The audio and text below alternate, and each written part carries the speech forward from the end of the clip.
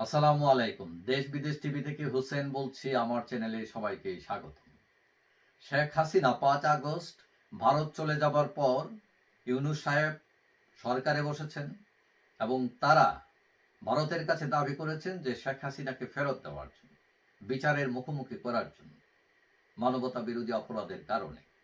কিন্তু ভারত ইউনূস সরকারের এই দাবিকে তোয়াক্কা করেনি, তারা কোনো উত্তরও দেয়নি এবং শেখ হাসিনাকে ফেরত দেবে না মোটামুটি 100% নিশ্চিত। এবং হাসিনা নিজেও বলছেন যে তিনি আসবেন, কিন্তু কিভাবে আসবেন সেটা আওয়ামী লীগের লোকজন সবাই জানে না। তবে আওয়ামী লীগের অনেকেই আশা করেন, তারা বিশ্বাস করেন যে শেখ হাসিনা ফিরবেন। এখন ভারত তাকে ফিরিয়ে দিতে পারবে কিনা ক্ষমতা, এটা নিয়ে সন্দেহ আছে এবং অনেকেই মনে করেন যে ভারত সেই ঝুঁকি নিতে যাবে না এবং এটা করতে গেলে ট্রাম্পের মন গলানো লাগবে। এখন ট্রাম্প মোদিকে একবার বন্ধু বলেন, আবার এদিকে শুল্ক আরোপ করেন, আবার তার লোকজনকে ধরে হাত করা পরিয়ে ভারতে ফেরত পাঠাচ্ছেন। এগুলো নিয়ে ট্রাম্পের উপর তারাও নাখুশ। এখন ট্রাম্প হলেন ব্যবসায়িক মানুষ, তাকে যদি কেউ খনিজ সম্পদের লোভ দেখাইতে পারে, সেন্ট মার্টিনের লোভ দেখাইতে পারে, তাহলে তার হয়তো উদ্দেশ্য বদলে যেতে পারে। এখন শেখ হাসিনা ফেরার পথ অনেকগুলো আছে, মূল পথ হচ্ছে 4টা। এখন এই যে ইতিমধ্যে আন্তর্জাতিক আইনে শেখ হাসিনা ইমেজ অনেকটাই নষ্ট হয়ে গেছে এবং অনেকেই মনে করেন তিনি ফিরতে পারবেন না, কারণ তার নামে আন্তর্জাতিক অঙ্গনে হত্যা, গোপন বন্দিশালা, জোর করে ক্ষমতায় থাকা, এইসব বিভিন্ন বিষয়ে আন্তর্জাতিক লেভেলে এটা একটা প্রচার হয়েছে, যার ফলে তার ইমেজ ক্ষুণ্ণ হয়েছে। এখন আন্তর্জাতিক অঙ্গনে ক্যাম্পেইন করে ভাবমূর্তি ফিরিয়ে আনা সম্ভব, কিন্তু সেটা সময় সাপেক্ষ এবং ভারত এককভাবে শেখ হাসিনাকে ক্ষমতায় বসানোর ঝুঁকি কখনোই নেবে না। বিশেষ করে জাতিসংঘের মানবাধিকার রিপোর্ট প্রকাশের পর তাদের যে সম্ভাবনা ছিল সেটাও অনেকটা হালকা হয়ে যায়। কিন্তু তারপরও শেখ হাসিনা ফেরার 4টা পথ আছে। 1 নম্বর হচ্ছে ইউনূস সরকারের যে নেগেটিভ দিকগুলো আছে, মব, ধর্ষণ, বিরোধী দমন, এটাকে কাজে লাগে, সরকারের ব্যর্থতাকে কাজে লাগিয়ে আওয়ামী লীগ আবার জনপ্রিয় হওয়ার চেষ্টা করতে পারে, চ্যালেঞ্জ নিতে পারে।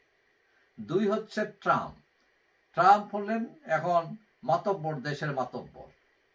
এখন ট্রাম্প এমন একজন লোক, আমেরিকা এমন একটি দেশ, তারা চাইলে অনেক ফর্মুলা, অনেক প্রশাসন বদলে দিতে পারে।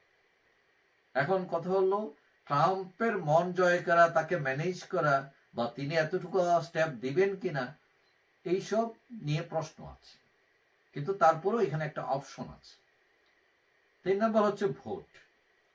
আওয়ামী লীগ যেহেতু বিশাল একটি দল, তার প্রচুর ভোট আছে, সে যদি গণতান্ত্রিক প্রক্রিয়ায় নির্বাচনে আসতে পারে, সেই হিসাবে সে ক্ষমতায় না যাক, সে ক্ষমতার অংশীদার হতে পারে এবং তখনই একটা লেভেল তৈরি হবে, একটা বার্গেনিং পয়েন্ট আসবে যে শেখ হাসিনাকে ফেরত আনা না আনা, যে আনতে দিলে আমরা থাকবো, নাইলে থাকবো না, ক্ষমতায় তোমাদেরকে যেতে দিব অথবা দিব না, এই পজিশনও আসতে পারে এবং এটা ভোটের মাধ্যমেই এটা সম্ভব।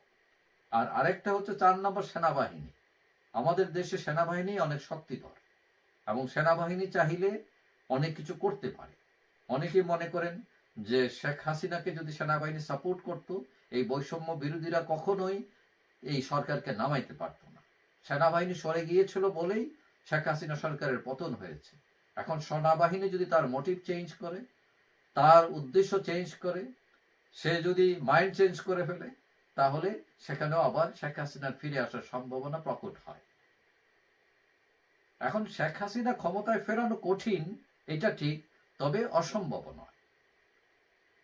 তার বড় শক্তি হচ্ছে তার বৃহৎ দল আছে, দলের লোকজনদের টাকা আছে, প্রশাসনের আনাচে কানাচে তাদের লোক আছে এবং সবচেয়ে শেষ কথা হলো, রাজনীতিতে শেষ কথা বলে কিছু নেই। রাজনীতির বাক পরিবর্তনে শত্রু আবার মিত্র হয়ে যায়। যেমন আমরা দেখলাম গতকাল শনিবার কাদের সিদ্দিকী, যিনি বলছিলেন যে তিনি জামাতের সাথে বেহেস দিল, তিনি জামাতের সাথে যেতে রাজি নন। অথচ আমরা গতকাল শনিবার দেখলাম সেই জামাতের সাথে তাদের অনুষ্ঠানে বসে তিনি ইফতার করতেছেন। সুতরাং ওই যে শেষ কথা বলতে কিছু নেই, যে আজকে যারা বলছেন যে ফিরতে পারবেন না এবং ফিরতে দেওয়া হবে না, একসময় তারাও উল্টো দাবি করতে পারেন যে শেখ হাসিনাকে ফেরত চাই। এটা অসম্ভব কিছু নয়। যাই হোক, সবাই ভালো থাকবেন। আশা করি দেখা হবে অন্য কোনো ভিডিওতে ইনশাআল্লাহ। আল্লাহ হাফিজ।